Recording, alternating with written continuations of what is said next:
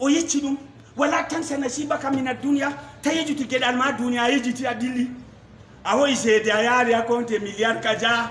julude fattude mum ma haka aɗo rena a maya ka ɓe hoosaɗe ɓe yarda mbal pat ɓe ho'a bordel en ɓe waɗa ɓe hebbina nder wuro ɓe torra julɓe Allah ɓikkoye man waddi bordel en nasara nde wuro ha ɗo sala fo ɓeɗo molta noon a ɓikkoye wayne ɗo ka uju billahi ay ko ɓe waddini min ɗo yottama bo ha lahira lama haɗata ni amma a jangni ɓikkoye ma a dursini ɓe alqur'ana a ñiɓi julurle a jangni a waaji a hanɗiti julɓe Allah to a maayi a sama ɓe leddi fuu wallahi ɗo woka mayde ma mo volwi haalama pat ifay nanu Allah wina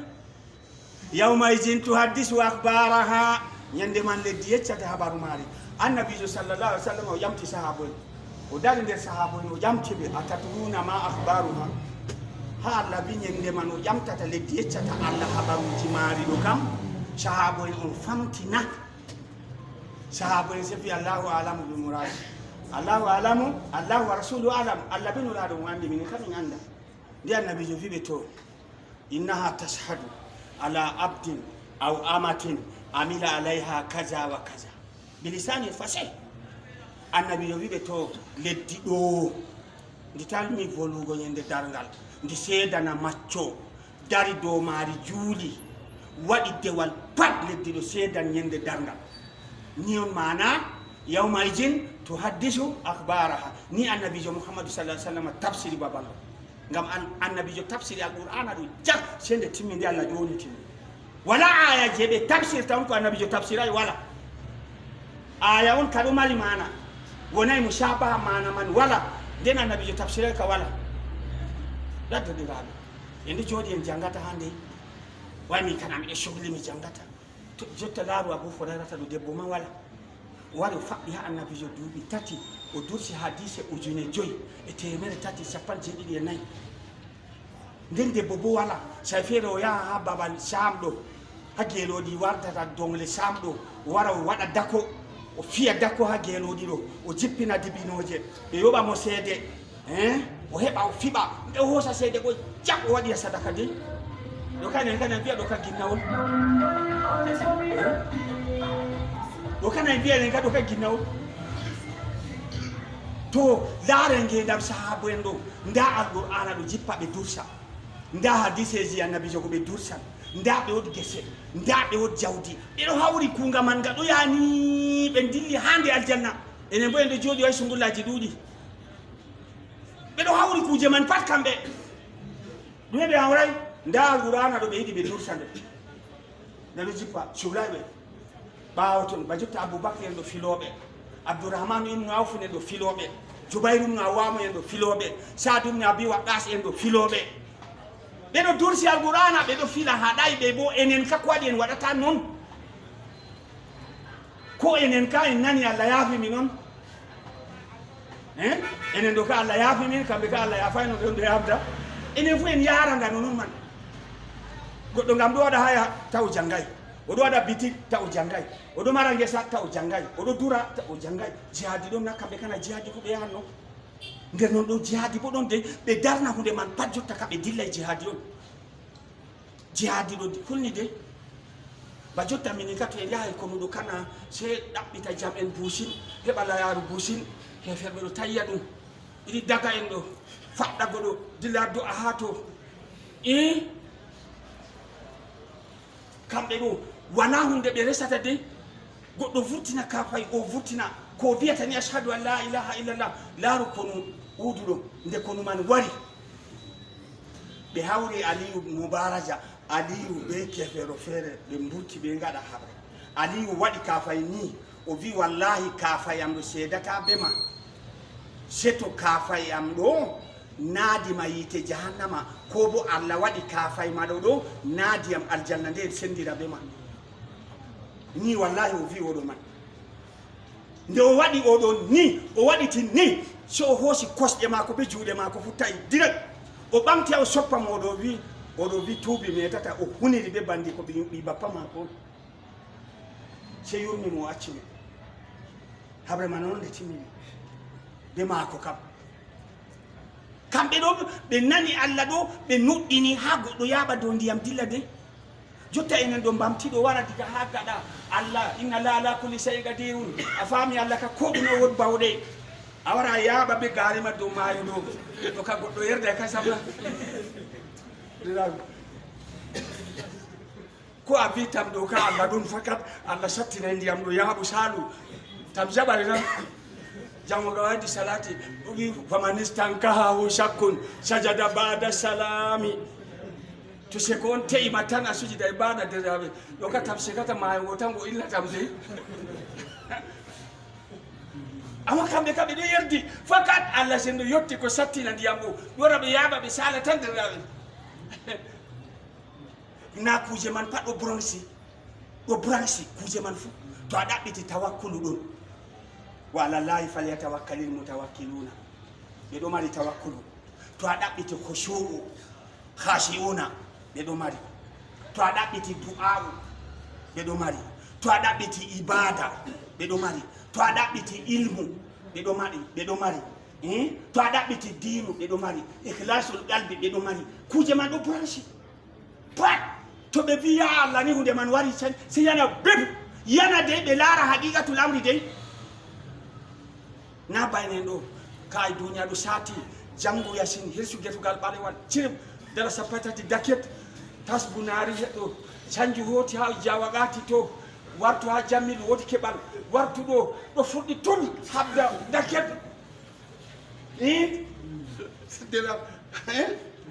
kamɓe ɗo hunde man pat ɗo yalti de Allah yafo e deraɓe laaru ko baybuɗo heferɓe nangimo Abu Jali en nangimo yaarimo Makka yaarimo yehi sorrimo heferɓe feere o nangimo yehi sorrimo annabijo wino ɓe yaha ɓe hora ko Makka wontiri ɓe yehi ɓe saali ɓe ɗo dilla yimɓe feere laari ɓe doggidi ɓe maɓɓe yehi hippiɓe ɓe sappono mbari jeeɗiɗo ka fu ton hoosi tato yaari Makka nangi yaari ni woodi goɗɗo wiyete bi haris ɗon kanko o mbari no haris ha kono Badar ɓe sorrinimo mo na ko baybuɗo ɓe ɗo haɓɓi mo be sallalluji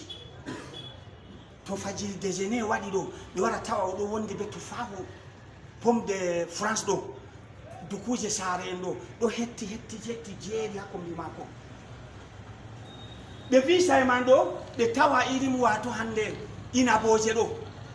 inaboje irin bana buneje en ɗo inaboje ma foji man naɗo wara ha ɗo ene soda ballayi feere rimata kuje ɓaleje ni ñamata ɗo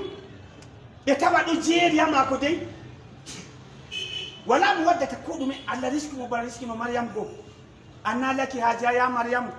naw bi qalat hiya min indillah inna la yarzuqu man yasha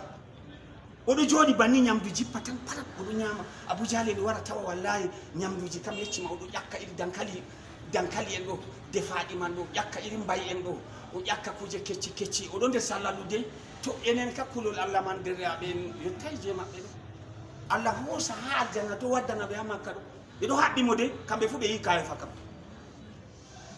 nden o waɗini ɓe do'a wallahi ko waɗa sayre ɓe pat ɓe maydi ɓe mbari mo ɗo ɓe hoymo ɓe hirsi ɓe mbari kanko on yimi kadi wala o baali hina abdulu musliman o wi kanko o falata ko sayi o mbarate julɗo o julɗo to ɓe mbaramo julɗo o falata ɓi ayi ardi amutu ko leddi toye mi walirta mi fukkina mi hippina min kano ɓe mbari tan pat toni mi julɗo kam falata huuli Allah on ha Allah man yerdi nane mana noon Allah wi la yajalu abdi yuqarribuni seedata maccuɗo ɓadam to ɓadiyam o ɓadiyam ɓe farillaji o nastinafe ha mi yiɗamo to mi yiɗimo mi laatami gite maako wala ko yiyata se ko mi yiɗi mi laatami noppi maako wala ko nanata se ko mi yiɗi mi laatami juuɗe maako wala ko nangata se ko mi yiɗi mi laatami kosɗe maako wala ha o yahata se ko mi yiɗi say man ko tori am pat mi hokkaymo laaru ho martaba goɗo woni to jotta enen ɗo en fayi kosingal maɗo hande wala yeyna ha Allah wani mi vola jonde juulurde hunduko maɗo kam ko Allah yiɗina gite maɗo ko Allah yiɗina noppi maɗo ko Allah yiɗina pat wala amma to juulini istinfaru bo wala Allah am ñamande baɗi kuje man ayi no ɗum woni kuje saati Allah minti sappo en ha juulude dilli Allah bui watabattal ilayhi tabtilan wa min al-layli fasjud lahu ubima laylan tawilan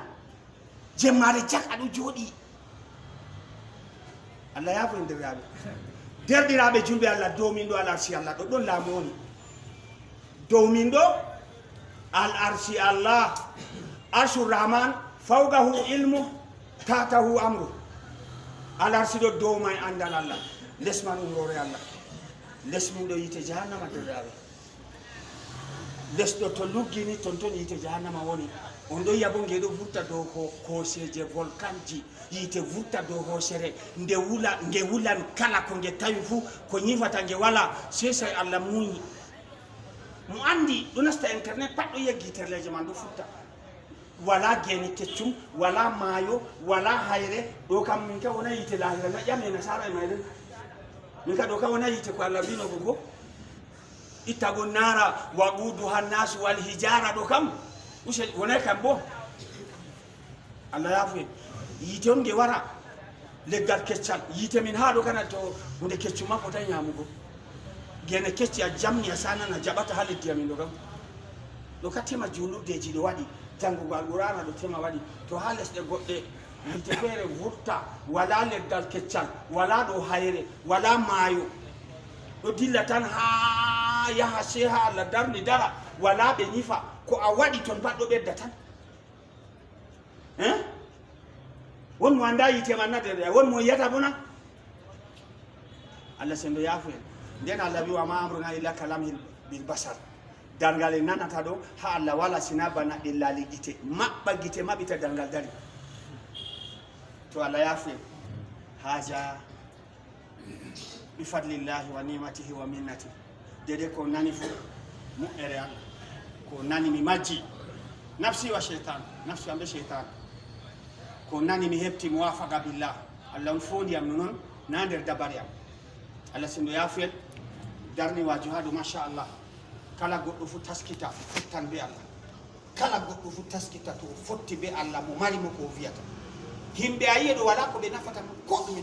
yande a wali mayugo be wara dara do matande do haydina kad wayne laarude ayi bone o habdata mo jabinta ma wala wallahi ta'ala ado habda be shakaratul maut wa ngamarati bone maydi ado habda be dere maydi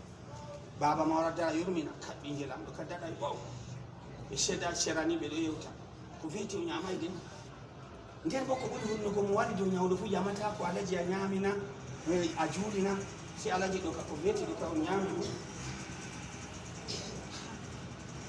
nyawdo kana hala wakkati alarinta mo to wakkati hakkilo do don o julay na wakkati do do mako den lahira do bo godo goto himbe ujunere Allah nangata de wallahi godo goto to sala ya yite himbe ujunere tokkata godo hala godo Allah yafi ngam amru bil ma'ruf do wannahi anil munkar en kana ko Allah